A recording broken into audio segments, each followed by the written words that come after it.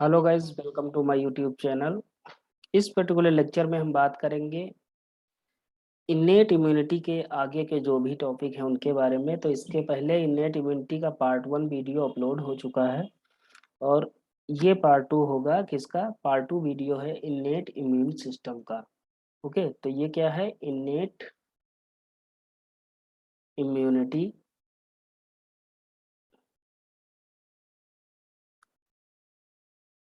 ये दूसरा पार्ट है। इन्नेट का मतलब क्या होता है? बाय बर्थ जो इम्यूनिटी इनबिल्ड होती है हमारे अंदर, उसे हम क्या कहते हैं? इन्नेट इम्यूनिटी कहते हैं। ओके, तो आगे के जो भी टॉपिक हैं, जैसे सबसे पहला टॉपिक हमारा है मोनोसाइट्स क्या होते हैं।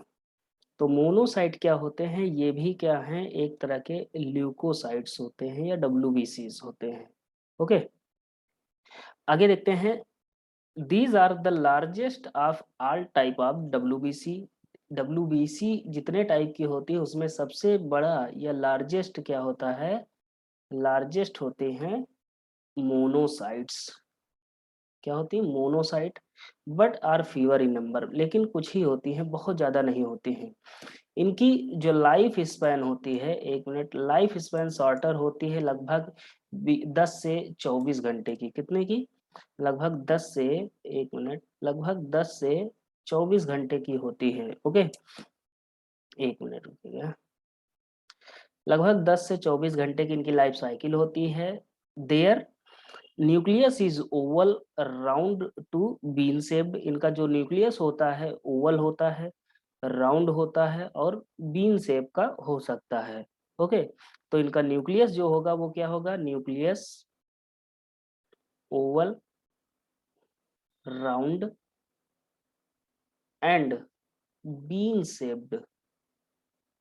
ओके, बहुत ज्यादा पूछा जाता है कि ए, कौन सी डब्ल्यूबीसी में डब्ल्यूबीसी का न्यूक्लियस ओवल होता है या बीन शेप का होता है? तो वो किसका होता है?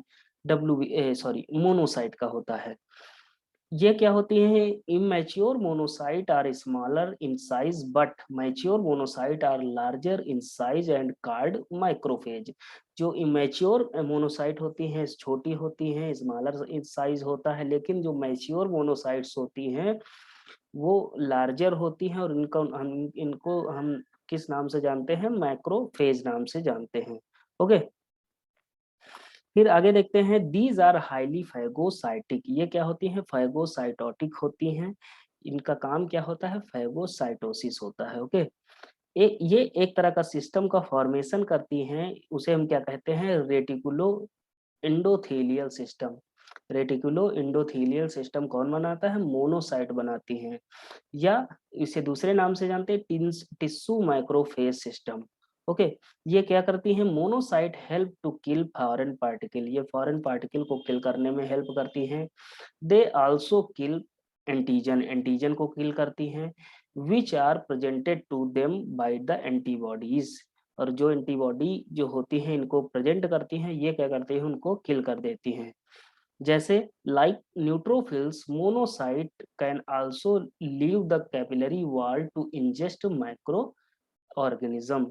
ये माइक्रो ऑर्गेनिज्म को पकड़ने के लिए, खाने के लिए ये क्या करते हैं? जो कैपिलरी वॉल होती है उसको छोड़ सकती हैं या छोड़ देती हैं। ओके, अब आगे बात करते हैं लिम्फोसाइट्स की। लिम्फोसाइट्स क्या होते हैं? These are the derived from the pluripotent stem cell of the bone marrow. ये कहाँ से बनती हैं?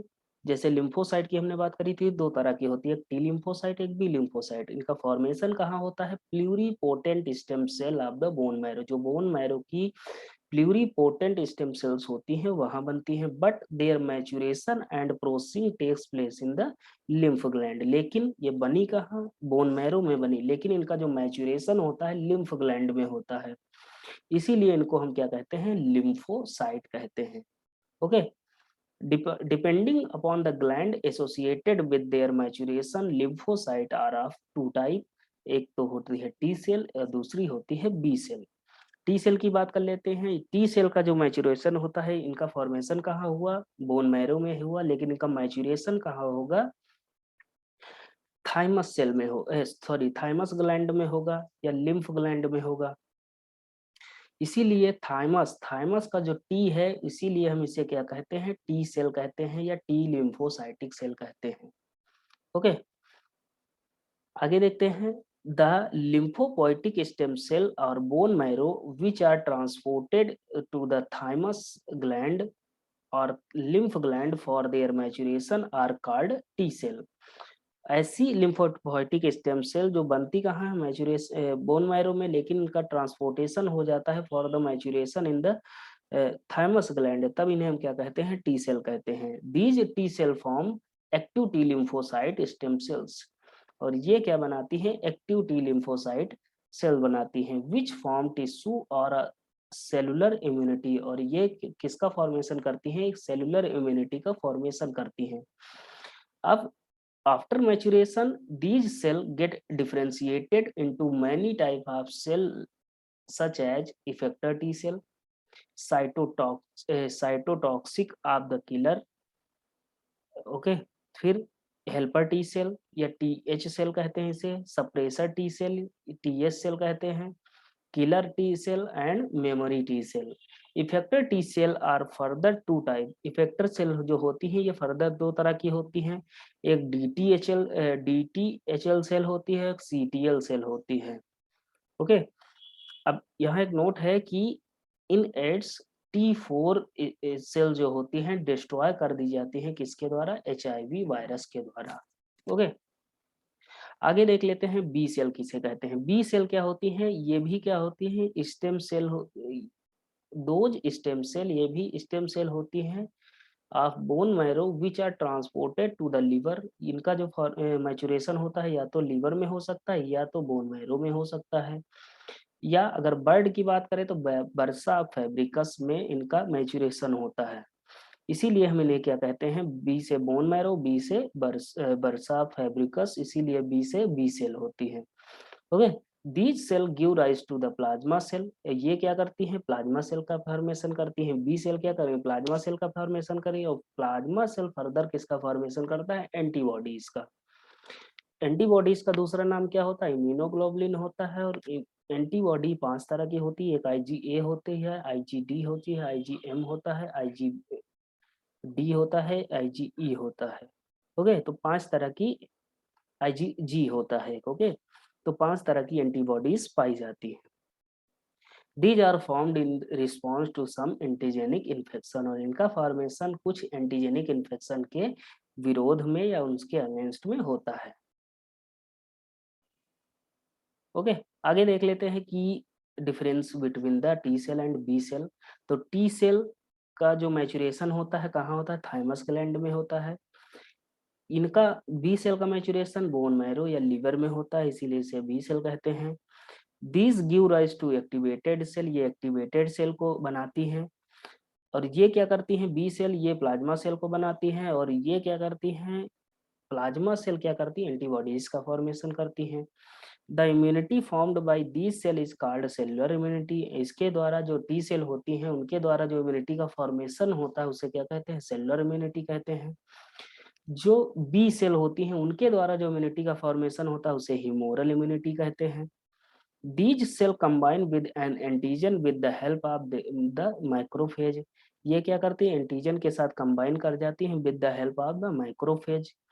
ये क्या करती हैं, these cell can directly combine, ये इनको माइक्रोफेज की जरूरत नहीं होती है। And without microphage the mediation of the microphage they can directly combine with the antigen, ये डायरेक्टली एंटीजन के साथ कंबाइन कर सकती हैं without any anti microphage. Okay, तो ये हमने बात कर ली मोनोसाइट के बारे में या इनेट इम्यूनिटी के पार्ट 2 के बारे में। ओके, तो इसमें हमने एक इम्पॉर्टेंट टर्मिनोलॉजी के बारे में बात करी, जैसे मोनोसाइट हो गया, लिम्फोसाइट हो गया, टी सेल हो गया, बी सेल हो गया। ओके, फिर difference between the T cell and B cell. Okay, next lecture में हम बात करेंगे एक्वायर्ड इम्यूनिटी।